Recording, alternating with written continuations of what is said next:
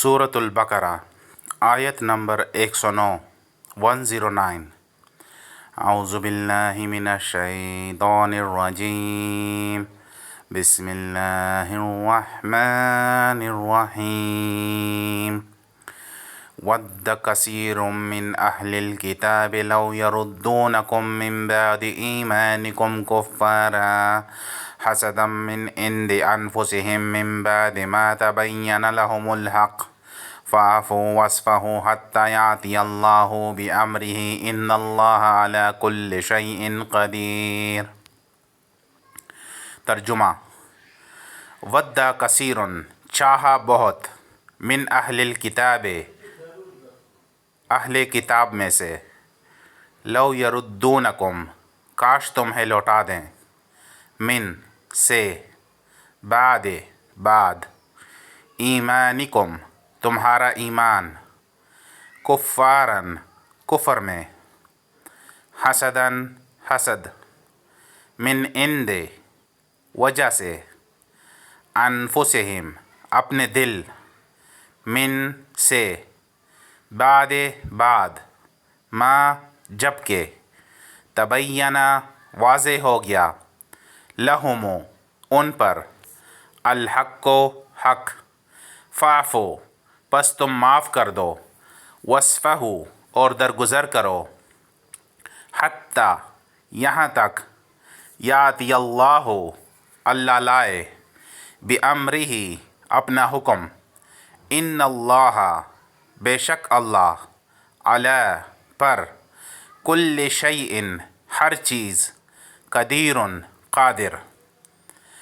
بہت سے اہل کتاب اپنے دل کی جلن سے یہ چاہتے ہیں کہ ایمان لا چکنے کے بعد تم کو پھر کافر بنا دیں، حالانکہ ان پر حق ظاہر ہو چکا ہے، تو تم معاف کر دو اور درگزر کرو یہاں تک کہ خدا اپنا دوسرا حکم بھیجے، بے شک خدا ہر بات پر قادر ہے،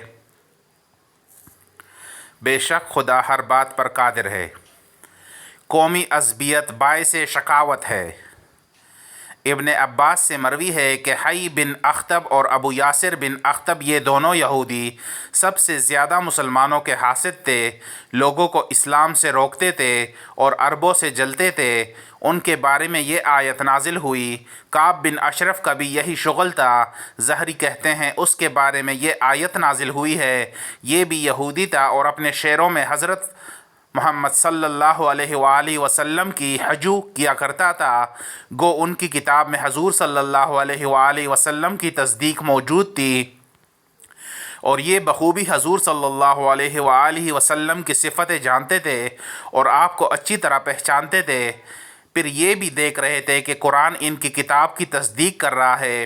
ایک امی اور ان پڑھ وہ کتاب پڑھتا ہے جو سراسر معجزہ ہے، لیکن صرف حسد کی بنا پر کہ یہ عرب میں آپ کیوں مبعوث ہوئے، کفر و افکار پر آمادہ ہو گئے، بلکہ اور لوگوں کو بھی بہکانا شروع کر دیا۔ پس اللہ تعالیٰ نے مومنوں کو حکم دیا کہ تم درگزر کرتے رہو اور اللہ کے حکم کا اور اس کے فیصلے کا انتظار کرو، جیسے اور جگہ فرمایا تمہیں مشرکوں اور اہل کتاب سے بہت کڑوی باتیں سننی پڑیں گی، مگر بعد میں حکم نازل فرما دیا کہ ان مشرکین سے اب دب کر نہ رہو، ان سے لڑائی کرنے کی تمہیں اجازت ہے۔ حضرت اسامہ بن زید کہتے ہیں کہ حضور صلی اللہ علیہ وآلہ وسلم اور آپ کے اصحاب رضی اللہ عنہم اجمعین مشرکین اور اہل کتاب سے درگزر کرتے تھے اور ان کی ایذاء اور تکلیف سہتے تھے، اور اس آیت پر عمل پیرا تھے یہاں تک کہ دوسری آیتیں اتریں اور یہ حکم ہٹ گیا۔ اب ان سے بدلہ لینے اور اپنا بچاؤ کرنے کا حکم ملا، اور پہلی ہی لڑائی جو بدر کے میدان میں ہوئی اس میں کفار کو شکست فاش ہوئی اور ان کے بڑے بڑے سرداروں کی لاشیں میدان میں بچ گئیں۔ پھر مومنوں کو رغبت دلائی جاتی ہے کہ تم نماز اور زکوٰۃ وغیرہ کی حفاظت کرو، یہ تمہیں آخرت کے عذابوں سے بچانے کے علاوہ دنیا میں بھی غلبہ اور نصرت دے گی۔ پھر فرمایا کہ اللہ تمہارے اعمال سے غافل نہیں، ہر نیک و بد عمل کا بدلہ دونوں جہاں میں دے گا، اس سے کوئی چھوٹا بڑا، چھپا کھلا، اچھا برا عمل پوشیدہ نہیں۔ یہ اس لیے فرمایا کہ لوگ اطاعت کی طرف توجہ دیں اور نافرمانی سے بچیں۔ مبصر کے بدلے بصیر کہا، جیسے مبدع کے بدلے بدیع اور مولم کے بدلے علیم۔ ابن ابی حاتم میں حدیث ہے کہ رسول اللہ صلی اللہ علیہ وآلہ وسلم اس آیت میں سمیع بصیر پڑھتے تھے اور فرماتے تھے اللہ تعالیٰ ہر چیز کو دیکھتا ہے۔ سورۃ البقرہ آیت نمبر 110۔ بسم اللہ الرحمن الرحیم وَأَقِيمُوا الصَّلَاةَ وَآتُوا الزَّكَاةَ وَمَا تُقَدِّمُوا لِأَنفُسِكُم مِّن خَيْرٍ تَجِدُوهُ عِندَ اللَّهِ إِنَّ اللَّهَ بِمَا تَعْمَلُونَ بَصِيرٌ۔ ترجمہ: وَأَقِيمُوا الصَّلَاةَ اور تم نماز قائم کرو، وَآتُوا الزَّكَاةَ اور دیتے رہو تم زکوٰۃ، وَمَا اور جو تقدموا آگے بھیجو گے، لِأَنفُسِكُم اپنے لیے، من خیرٍ بلائی، تجدوہ تم اسے پالو گے، عند اللہ اللہ کے پاس، انا بے شک، اللہ بما جو کچھ، تعملون تم کرتے ہو، بصیر دیکھنے والا ہے۔ اور نماز ادا کرتے رہو اور زکوٰۃ دیتے رہو، اور جو بلائی اپنے لیے آگے بیچ رکھو گے اس کو خدا کے ہاں پالو گے، کچھ شک نہیں کہ خدا تمہارے سب کاموں کو دیکھ رہا ہے۔ سورۃ البقرہ آیت نمبر 111۔ بسم اللہ الرحمن الرحیم وَقَالُوا لَن يَدْخُلَ الْجَنَّةَ إِلَّا مَنْ كَانَ هُودًا أَوْ نَصَارَىٰ تِلْكَ أَمَانِيُّهُمْ قُلْ هَاتُوا بُرْهَانَكُمْ إِن كُنتُمْ صَادِقِينَ۔ ترجمہ: وَقَالُوا اور انہوں نے کہا، لَن يَدْخُلَ ہرگز داخل نہ ہوگا، الجنت جنت، إِلَّا سوائے، من کان جو ہو، ہودن یہودی، او نصارا یا نصرانی، تلک امانیہم یہ ان کی جھوٹی آرزویں، قل کہہ دیں، ہاتو تم لاؤ، برہانکم اپنی دلیل، ان کنتم اگر تم ہو، صادقین سچے۔ اور یہودی اور عیسائی کہتے ہیں کہ یہودیوں اور عیسائیوں کے سوا کوئی بہشت میں نہیں جانے کا، یہ ان لوگوں کے خیالات باطل ہیں۔ اے پیغمبر ان سے کہہ دو کہ اگر سچے ہو تو دلیل پیش کرو۔ شیطان صفت مغرور یہودی۔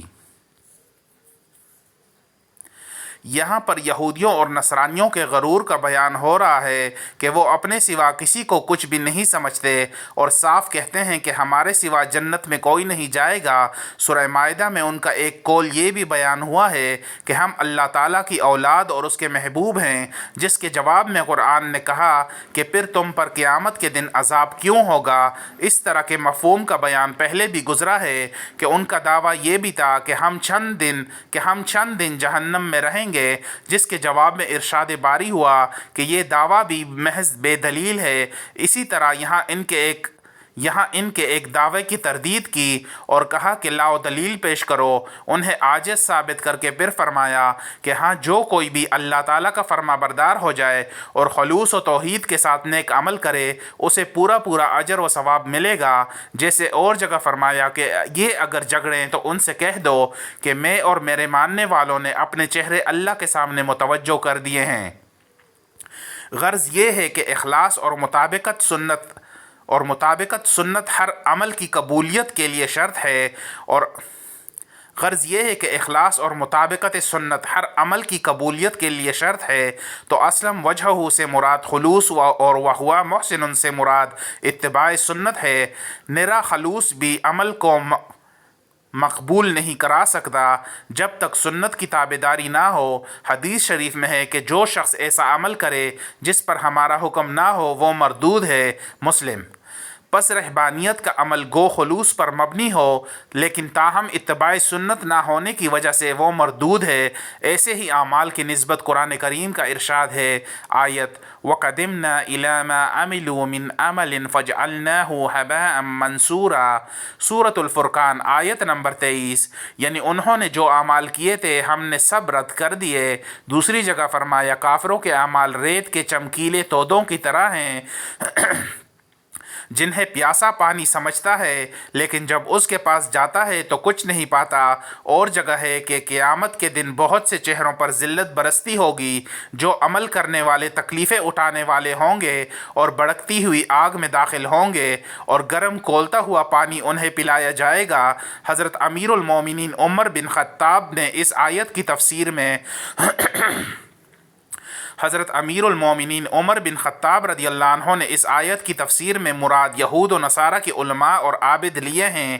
یہ بھی یاد رہے کہ کوئی عمل گو بظاہر سنت کے مطابق ہو لیکن عمل میں اخلاص نہ ہو، مقصود اللہ کی خوشنودی نہ ہو، تو وہ عمل بھی مردود ہے۔ ریاکار اور منافق لوگوں کے اعمال کا بھی یہی حال ہے، جیسے اللہ تعالیٰ نے فرمایا کہ منافق اللہ کو دھوکہ دیتے ہیں اور وہ انہیں دھوکہ دیتا ہے، اور نماز کو کھڑے ہوتے ہیں تو سستی سے کھڑے ہوتے ہیں، صرف لوگوں کو دکھانے کے لیے عمل کرتے ہیں اور اللہ کا ذکر بہت ہی کم کرتے ہیں۔ اور فرمایا آیت فویل للمصلین، ان نمازیوں کے لیے ویل ہے جو اپنی نماز سے غافل ہیں، جو ریاکاری کرتے ہیں اور چھوٹی چھوٹی چیزیں بھی روکتے پھرتے ہیں۔ اور جگہ ارشاد ہے آیت فمن کان یرجو لقاء ربہ فلیعمل عملا صالحا ولا یشرک بعبادۃ ربہ احدا۔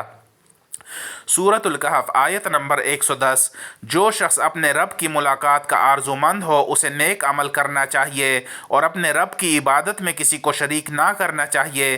پھر فرمایا انہیں ان کا رب اجر دے گا اور ڈر خوف سے بچائے گا، آخرت میں انہیں ڈر نہیں اور دنیا کے چھوڑنے کا ملال نہیں۔ پھر یہود و نصارہ کی آپس کی بغض و عداوت کا ذکر فرمایا۔ نجران کے نصرانیوں کا وفد جب نبی کریم صلی اللہ علیہ وآلہ وسلم کے پاس آیا تو ان کے پاس یہودیوں کے علماء بھی آئے۔ اس وقت ان لوگوں نے انہیں اور انہوں نے ان کو گمراہ بتایا، حالانکہ دونوں اہل کتاب ہیں۔ تورات میں انجیل کی تصدیق اور انجیل میں تورات کی تصدیق موجود ہے۔ پھر ان کا یہ قول کس قدر لغو ہے۔ اگلے یہود و نصارہ دین حق پر قائم تھے، لیکن پھر بدعتوں اور فتنہ پردازیوں کی وجہ سے دین ان سے چھن گیا۔ اب نہ یہود ہدایت پر تھے نہ نصرانی۔ پھر فرمایا کہ نہ جاننے والوں نے بھی اسی طرح کہا، اس میں بھی اشارہ انہی کی طرف ہے۔ اور بعض نے کہا مراد اس سے یہود و نصارہ سے پہلے کے لوگ ہیں، بعض کہتے ہیں عرب لوگ مراد ہیں۔ امام ابن جریر اس سے عام لوگ مراد لیتے ہیں، گویا سب شامل ہیں، اور یہی ٹھیک بھی ہے، واللہ عالم۔ پھر فرمایا کہ اختلاف کا فیصلہ قیامت کو خود اللہ تعالیٰ کرے گا، جس دن کوئی ظلم و زور نہیں ہوگا، اور یہی مضمون دوسری جگہ بھی آیا ہے۔ سورہ حج میں ارشاد ہے آیت ان اللہ یفصل بینہم یوم القیامت، سورۃ الحج آیت نمبر 17، یعنی مومنوں اور یہودیوں اور صابیوں اور نصرانیوں اور مجوسیوں اور مشرکوں میں قیامت کے دن اللہ تعالیٰ فیصلہ فرمائے گا۔ اللہ تعالیٰ ہر چیز پر گواہ اور موجود ہے۔ اور جگہ ارشاد ہے آیت قل یجمع بیننا ربنا ثم یفتح بیننا بالحق وهو الفتاح العلیم، سورہ سبا آیت نمبر 26۔ کہہ دے کہ ہمارا رب ہمیں جمع کرے